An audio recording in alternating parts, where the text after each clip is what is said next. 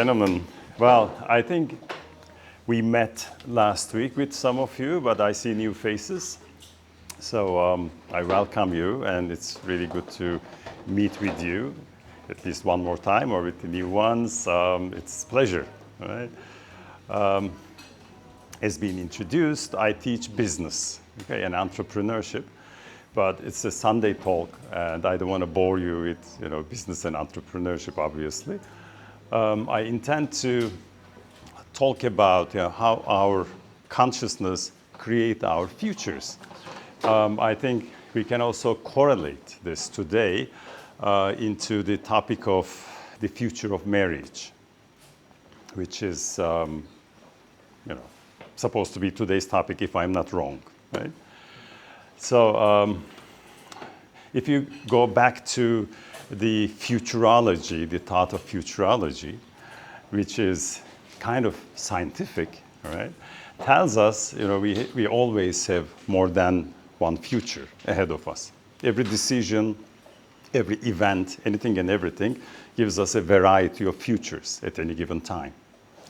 But the past is linear because our experiences, our choices, bring us to a certain point, but the future is quite unpredictable, right? But the science of futurology is actually to predict the best future, best possible future for a person, or for a company, an organization, or a country, right? To do that, you have to gather up all the possibilities at any given time, let's say for a person, and then try to find out what would lead to the best events possible in the future. It's hard, right? It's not that easy, but think of a person's decisions in life. How should we foresee all the possible outcomes of our decisions at any given moment, right? Right now, when you step out, you might get involved in a car accident. That would lead to a different future, different outcomes, right? Well, or you may go home and watch TV. That's a different future.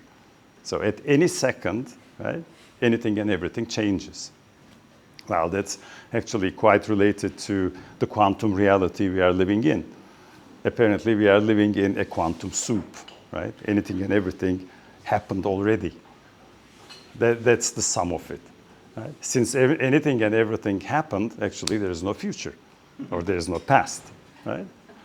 Well, that's the summary of the real reality, as we understand for now. Okay, but in all that, our thoughts shape a lot of things in our lives and in our surroundings. It's not just a personal thing. Apparently, anything and everything is connected. Did you know that your thoughts are already connected right now? And through the medium of magnetosphere of this planet. You see in the videos those, school of fish doing the exact same things in the water, or the birds, thousands of birds doing the exact same movements. They are telepathically connected, and it's been proven. All right? Our minds actually can be connected, but we are a little out of that sensory realm because we talk. Our communication means are different. All right? But animals are apparently very much connected to each other through that medium. Now, there are lots of articles just came out recently, not recently, within the last 20 years. Now it is a well-known fact that the connection is real, all right? So by looking at that, our crowd behavior actually goes in the same direction, if you think about that. Look at the riots. We were just talking about the Silicon Valley bank's collapse yesterday. That was a riot behavior, all right? How do people affect each other in that? Not just by talking or watching people doing a certain thing, it's the social media. Right now we are all connected through social media, okay?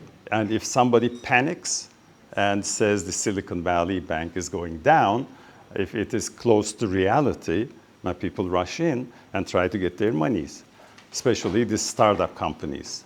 Okay. Well, the bank wasn't actually in real danger. They were slowing down, but they have the resources. But when everybody rushed in, the bank collapsed. All right, that's riot behavior. In the riots, you lose your personal codes, ethics, realities, anything and everything, and you just get melted in it.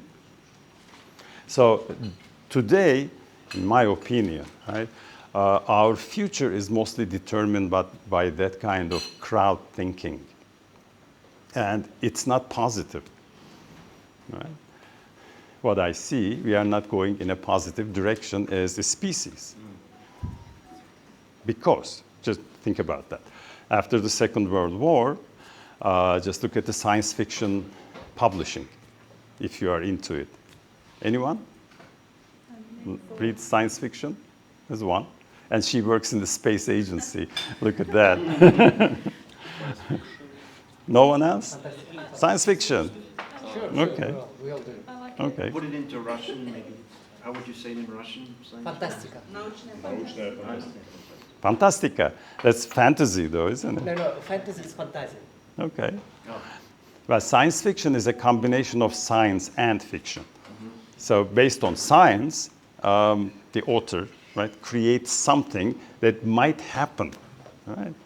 So by writing positive science fiction, a lot of science fiction writers create a positive future for us in the 70s, 80s, and 90s, believe it or not. The best example of that probably is Star Trek. It's probably not familiar to most of you, right?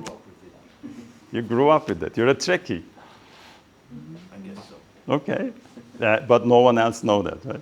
Franchise actually started in the early 1960s, all right, with somebody called Gene Roddenberry. His utopia of humanity gave us those TV series, movies. Today is now picking up again, which gives me hope.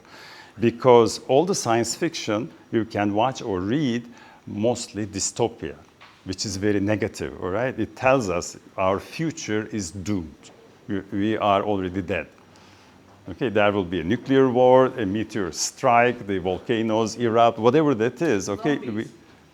Say again? Zombies. And zombies, okay, all the viruses, right? We are doomed. But on the other hand, Star Trek gives you a positive vision of the future. It says we will succeed, all right? As species, we will be spacefaring species one day. But it's too human-oriented, I accept it. But in the end, it gives a positive outcome of our culture overall. So it's the same for all of us, all right? Your thoughts shape the future. For a long time, the positive science fiction, positive thinking shaped our futures, and out of that, we have all kinds of inventions came out, new things that we use. Cell phone, for example. Did you know that the beginning is Star Trek? The beginning of the technology, the thinking. Communication satellites came from Arthur Clarke. He wrote about those things in the 1920s. All right. So many things, so many inventions, because those publications or TV series gave people hope and enthusiasm to go into technology and science, to create those things. That's what happens, all right? But if you start thinking and interacting negatively, you create a negative future. And that's what's happening now, all right? Look at the financial situation now. Stock market is going down, the real estate markets are going down. It's all the expectations are negative, and it's getting faster and faster. The collapse is getting faster, all right? That's the crowd thinking we have to avoid. So as a group of expats today, I would suggest we start thinking and interacting positively. Can we do that? It's a rainy Sunday, but it's springtime, so maybe we can put our thoughts into a positive direction. Let's make the Sunday preach. But overall, right, as species, probably our future will be determined at a certain point, because if we go into nuclear war, for example, it will be the same thing. Now, more dictatorial thoughts, okay? More selfish, egotistical desires of the people who administrate our societies. Well, they can put us into a nuclear danger. And it's actually like a virus, right? It spreads out very quickly and affects everybody. And then you go to war. That's what happens. And that's what's happening now, right? So hopefully, right, the species will survive. But the best is we survive with a positive future and positive thinking. So I wish you a beautiful Sunday, all right? Thank you so much for listening.